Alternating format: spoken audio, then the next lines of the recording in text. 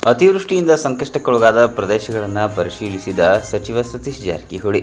ಬೆಳಗಾವಿ ಜಿಲ್ಲೆ ಖಾನಾಪುರ ತಾಲೂಕಿನ 15 ಗ್ರಾಮಗಳು ದುರ್ಗಮ ಕಾಡಿನಲ್ಲಿವೆ. ಮೂಲಸೌಕರ್ಯಕ್ಕೆ ಪರದಾಡುವ ಸ್ಥಿತಿ ನಿರ್ಮಾಣವಾಗಿದೆ. ಈ ಗ್ರಾಮಗಳನ್ನು ಸ್ಥಳಾಂತರಿಸಬೇಕು ಅಥವಾ ಅಲ್ಲೇ ಸೌಕರ್ಯಗಳನ್ನು ಕಲ್ಪಿಸಬೇಕು ಎಂಬ ಕುರಿತು ಚರ್ಚಿಸಬೇಕಿದೆ.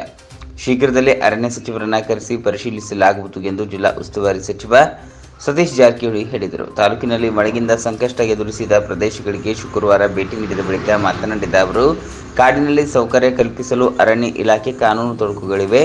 ರಸ್ತೆ ನಿರ್ಮಿಸಲು ಅವಕಾಶವಿಲ್ಲ. ನೂರಾರು ವರ್ಷಗಳಿಂದ ಅಲ್ಲಿ ಜನರು ವಾಸವಿದ್ದಾರೆ. ಈ ಸಮಸ್ಯೆ ಕುರಿತು ಬೆಂಗಳೂರಿನಲ್ಲಿ ಒಂದು ಸಭೆ ಮಾಡಿದ್ದೇವೆ. ಸಚಿವರನ್ನೇ ಸ್ಥಳಕ್ಕೆ ಕರೆಸಿ ವಾಸ್ತವ ಸ್ಥಿತಿಯನ್ನು ಮನವರಿಕೆ ಮಾಡಲಾಗುವುದು ಎಂದರು. ಸರಿಯಾದ ಸಮಯಕ್ಕೆ ಆಸ್ಪತ್ರೆಗೆ ಸಾಗಿಸಲು ಸಾಧ್ಯವಾಗದ ಕಾರಣ ಕಾಡಂಚಿನ ಅಮಗಾಂವ್ ಗ್ರಾಮದ ಮಹಿಳೆ ಸಾವನ್ನಪ್ಪಿದ್ದು ಗಮನಕ್ಕೆ ಬಂದಿದೆ.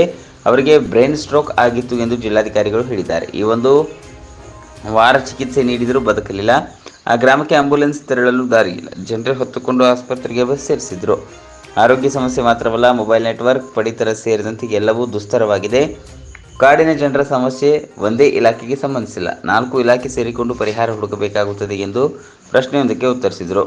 ಯಾವುದೇ ಕಾಡಿನಲ್ಲಿ 80% ಜನ ಒಪ್ಪಿಗೆ ಸೂಚಿಸಿದರೆ ಮಾತ್ರ ಅವರನ್ನು ಸ್ಥಳಾಂತರ ಮಾಡಲು ಸಾಧ್ಯ, ಇಲ್ಲದಿದ್ದರೆ ಬೇರೆ ದಾರಿ ಏನೂ ಇಲ್ಲ ಎಂದು ಹೇಳಿದರು.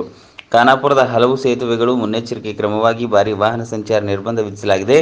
ಗೋವಾ ರಾಜ್ಯದ ಗಡಿಯವರೆಗೆ ರಾಷ್ಟ್ರೀಯ ಹೆದ್ದಾರಿ, ರಸ್ತೆ ದುರಸ್ತಿ ಮತ್ತು ಸೇತುವೆಗಳ ನಿರ್ಮಾಣಕ್ಕೆ ಟೆಂಡರ್ ಕರೆಯಲಾಗಿದೆ. ಮಳೆಗಾಲ ಮುಗಿದ ಬಳಿಕ ಹೊಸ ಸೇತುವೆ ನಿರ್ಮಾಣ ಕಾಮಗಾರಿ ಆರಂಭವಾಗಲಿದೆ ಎಂದರು. ಶಾಸಕ ವಿಠ್ಠಲ್ ಹಲಗೇರ್ಕರ್, ಮಾಜಿ ಶಾಸಕಿ ಡಾ ಅಂಜಲಿ ನಿಂಬಾಳ್ಕರ್, ಜಿಲ್ಲಾಧಿಕಾರಿ ಮೊಹಮ್ಮದ್ ರೋಷನ್, ಜಿಲ್ಲಾ ಪಂಚಾಯತ್ ಮುಖ್ಯ ಕಾರ್ಯನಿರ್ವಹಣಾಧಿಕಾರಿ ರಾಹುಲ್ ಶಿಂದೆ, ಜಿಲ್ಲಾ ಪೊಲೀಸ್ ವರಿಷ್ಠಾಧಿಕಾರಿ ಭೀಮಾಶಂಕರ್ ಗುಳೆತ್ ಸೇರಿದಂತೆ ತಾಲೂಕಿನ ಎಲ್ಲ ಅಧಿಕಾರಿಗಳು ಇದ್ದರು.